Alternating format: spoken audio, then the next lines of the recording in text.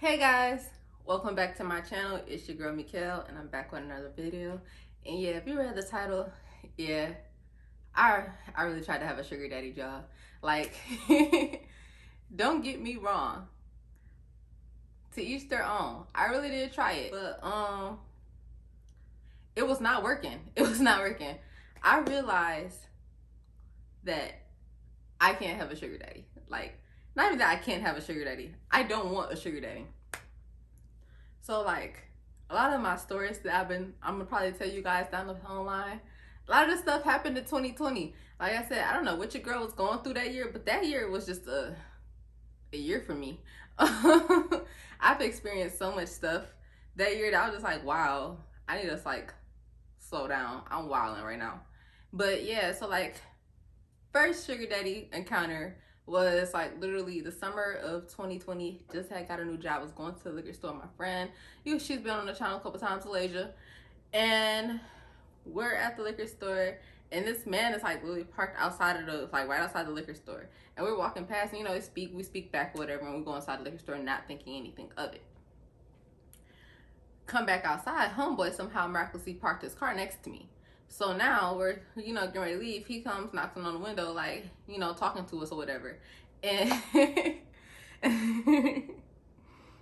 we gonna just go ahead and we gonna call Sugar Daddy number one, Rick James. And the reason why we're gonna give him a full name is because that's literally how he referred to himself. He literally always referred to himself as his full name. So, Rick James come up to the car and, he introduces himself and like, you two are beautiful young women. I would love to take y'all out. And we just kind of looking like the audacity, both of us. So, in our head, we like, well, I don't know about her head, but in my head, I don't know who made that one song. Make his pockets hurt. Do do do do do do do. That song right there, that was literally in my head. So just like, okay, let me find out I'm about to really have a sugar daddy. I always wanted to try this out. That's my problem. If everybody knows me, my motto is I will try anything once. That don't always mean for anything, but literally, if it makes sense, I will probably try it. Like I said, I don't always make smart decisions. Anyway, so, Rick James is talking to us or whatever, not thinking nothing of it. We thought, okay, cool, we give him our number, and we leave on from there. And, like, the first date we went on with Rick James, and, like, the first time we actually hung out with him, it was cool, like we had a good old time. And I might insert a picture. I'm gonna have to cover his face, of course, but I'm gonna insert the picture, letting y'all know, like, I bullshit you not, we really went on like a double date with this man. But first day we went on, it seemed perfectly fine. He's like a perfectly normal man, and he was telling us like, and this is he sat there and told us, he said, I'm an older man and there is a wife and there are kids in the mix. And he also told us he had grandkids. Like, he literally told us his whole life story. And honestly, I kind of figured that. But, I'm like, all right, cool. That works out for me because anybody that knows me knows I don't like to be bothered all the time. So, with that being said, that worked out perfectly fine for me. I don't know what type of hurt I was going through in 2020 where I was just like okay with doing all this type of stuff, but I just did not care. I'm like, okay, I just want your money. I don't care about you. So, Rick James, we went on our date. It was cool or whatever. He had paid for our food, and then, we linked up. He walked us back to the car and everything. We went about our day. Cool. That was all seemed perfectly fine and normal and dandy. Next thing you know, he'll start calling like every day and wanted to talk like literally every day.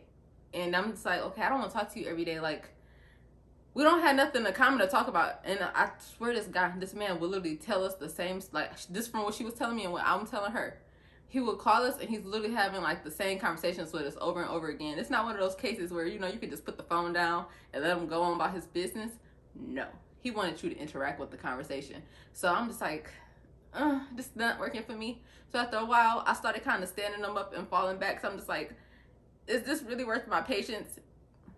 I don't care what no one says. Money, not all money is good money, okay? And like, F the gifts and all of that.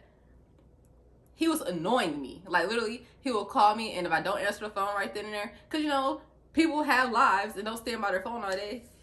Hey, this is Rick James. I was calling you. I just wanted to see what you up to. Give me a call back. Thank you. Bye. Every time he left a voicemail, that's literally what he would say. My thing is, I know who you are. Stop giving me your full name. And then, and then if he texts, he was so old. It was so funny. He used to always text us like these little cherry emojis, like, hey sweet thing, something. This Rick James. I was just calling. I was just calling you. I see you didn't answer the phone. Give me a call back. Like, no, leave me alone. So I had to like slowly like die down from talking to him. So like that was my sugar daddy incident number 1. And so then, you know, I'm like, okay, I don't need a sugar daddy. Like, obviously, I don't need this in my life. You know, I'm like, okay, I don't, all money's not good money. So a year later, you guys, I met sugar daddy Suitor, and that's what I call him. His name also, since he has the same name as the other guy, his name is gonna be Rick, but we're gonna name him Ricky Bobby. So so Ricky, you know, I met him at a gas station. You know, and now that I think about it, I met sugar daddy number 1 at the liquor store. I met sugar daddy number 2 at the gas station. And what should have been a red flag for sugar daddy number 2 was his approach. Kind of like, in a sense, I should have peeped that he was on bullshit from the start. Because like, if you see me pumping gas, you're just like, oh, where's your boyfriend at? Why he not pumping your gas for you? I don't have one. Oh, well, you know, you should take my number down or something like that. Or can I have your number? And if for some reason there's just something to me, I always give people my number because like it's easier for me just to block you later, honestly. Or I just won't talk to you if I'm not interested for real. But you know, you can't really just be out here telling people no because you don't know how people feeling nowadays. But yeah, I gave Ricky my number and he didn't offer to pump my gas either. So how are you sitting here concerned about who's pumping my gas, but you couldn't even get out and pump the gas? And also, I peeped there was a car seat in the back seat. So I'm like, in my back of my head, I was like, this man has a family. So, I'm like, okay, you know, a day goes by, he's texting me, he's telling me like all the stuff he wants to do for me and stuff like that. And you know me, I'm like, it sounds good.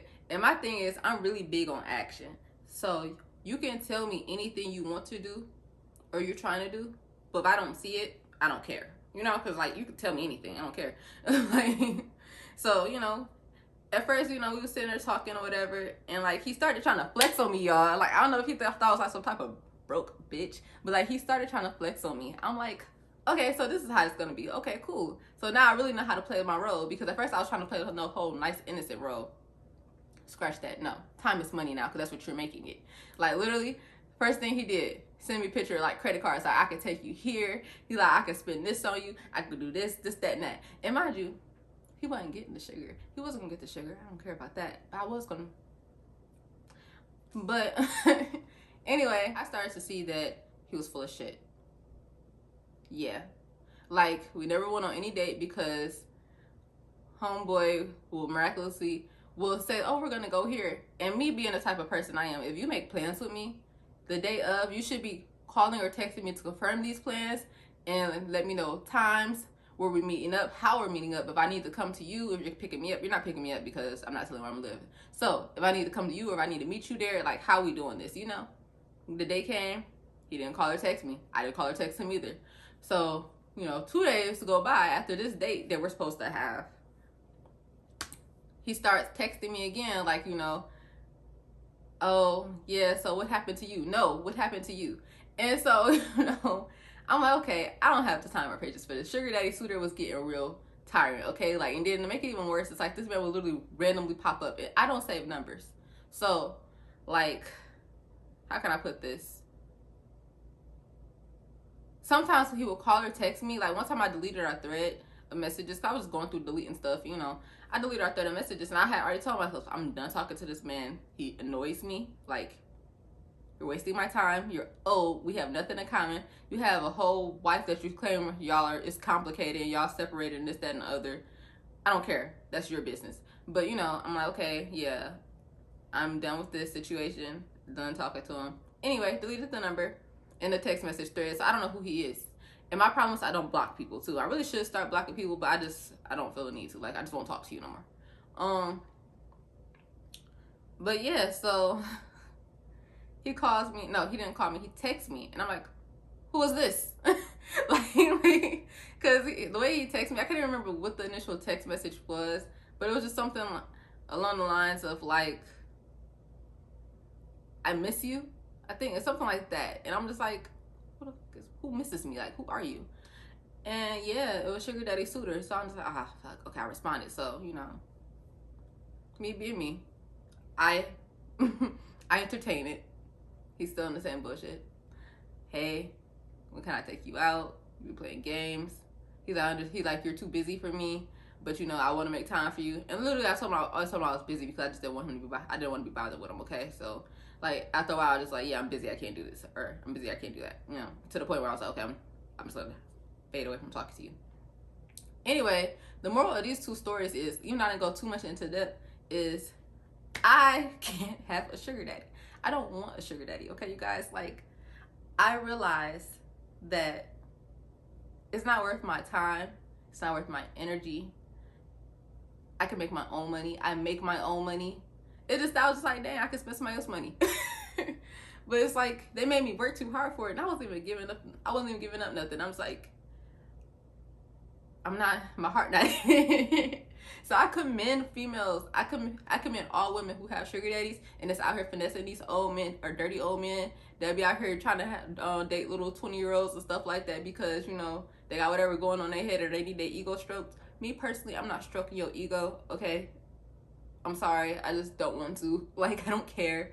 So I was like, okay, cool. You know, the sugar daddy thing, it's not for me, you guys. So with that being said, I don't want a sugar daddy. That is something I would like joke about it still sometimes to this day, and it's so funny because like I would literally be like, yeah, I need a sponsor or something like that, but really, I don't want one. I don't want one. I don't need that in my life. I'm good. I hope you guys enjoyed this video. I would never try to get another sugar daddy again. Like, I intentionally go out of my way to make sure men are at a certain age when they initially approach me because, yeah, I don't need your baggage, okay? Like, I don't need your baggage. I don't need you disturbing my peace. And honestly, at some point, like I said, like with the whole sugar daddy thing, there's always some type of other family member. Like, there's always some type of wife or some kids or grandkids involved in the mix. I'm not trying to block my blessings anymore. So, yeah, if you married and everything, stay away from me because I'm not entertaining that. Yeah, so I hope you guys enjoyed this video. Comment below what you guys think. Also, thank you guys to everyone who like continues to just support my channel and watch my videos. Like, you guys are actually keeping me motivated to keep doing this. I appreciate it. I really genuinely appreciate it. Also, like this video. Like I said already, comment below. Subscribe, share, and follow me on Instagram at Mikhail Janae.